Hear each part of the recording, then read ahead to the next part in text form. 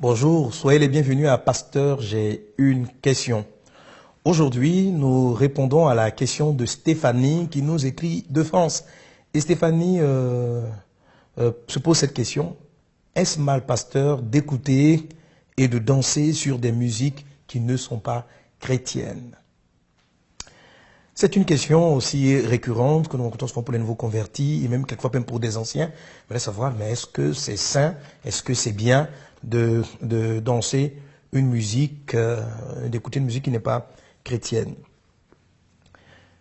Alors, pour répondre à cette question, j'aimerais t'inviter, Stéphanie, et tous ceux qui se posent la même question, à lire les textes suivants. 1 Corinthiens chapitre 10, verset 23, dit ceci: tout est permis, mais tout n'est pas utile. Tout est permis, mais tout n'édifie pas. Tout est permis, mais tout n'est pas utile. Tout est permis, mais tout n'édifie pas. Il ne s'agit pas de répondre à la question de savoir, Stéphanie, si c'est bien ou mal. La question de savoir, c'est qu'est-ce que cela t'apporte concrètement? Qu'est-ce que cela t'apporte? Est-ce que cette chose-là, est-ce que ça te rapproche du Seigneur ou ça t'éloigne du Seigneur? Est-ce que ça t'amène à connaître Christ, à t'approcher davantage du Seigneur? Dans la vie, il ne s'agit pas seulement de savoir qu'est-ce qui est bien à faire ou qu'est-ce qui est mal à faire. C'est la première des choses que tu dois te poser. Une seconde chose à faire qui a été mon réflexe, c'est de savoir qu'est-ce que Jésus ferait à ma place. Qu'est-ce que Jésus ferait à ma place? Notre but, c'est de ressembler au Seigneur. Donc, chaque fois que je vais me retrouver dans un endroit ou dans une situation, les gens m'invitent dans un endroit, je me pose souvent la question, mais qu'est-ce que Jésus allait faire s'il était à ma place? Et je me suis rendu compte dans mon esprit que si un jour je voyais Jésus écouter et danser une musique du monde, ça m'aurait choqué. Je me dis que peut-être que c'est pas péché en tant que tel, mais est-ce qu'il peut le faire? Est-ce que Christ l'aurait fait? Et dans mon cœur, j'ai eu cette réponse, non. Et j'ai décidé personnellement, parce que je veux aimer Jésus, parce que je veux m'approcher de Jésus, parce que je veux faire la volonté de Jésus, de suivre son exemple. Jésus pouvait dire, je ne fais rien de moi-même, mais tout ce que le Père me demande, tout ce que le Père fait, je le fais aussi. En Jean chapitre 5, verset 19.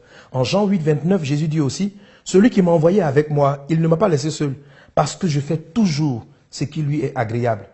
Une autre question à se poser, est-ce que ce que je fais plaît à Dieu?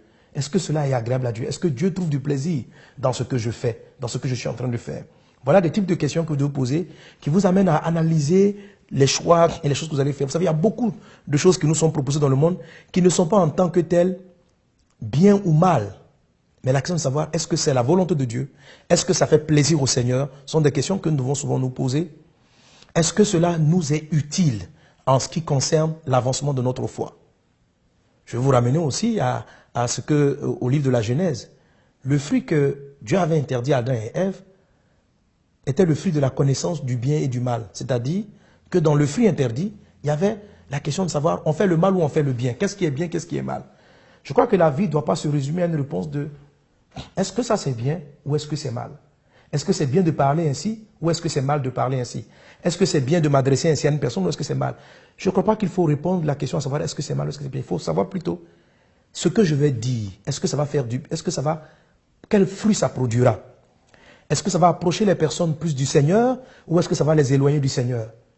Voilà. Quelquefois, là je sors un peu du sujet, quelquefois, vous vous trouvez devant une personne, elle a fait du mal, vous devez la reprendre, mais le ton, la voix, la manière dont vous allez le lui dire, vous montre clairement que ça va plus produire un esprit de rébellion que plutôt la rapprocher du Seigneur.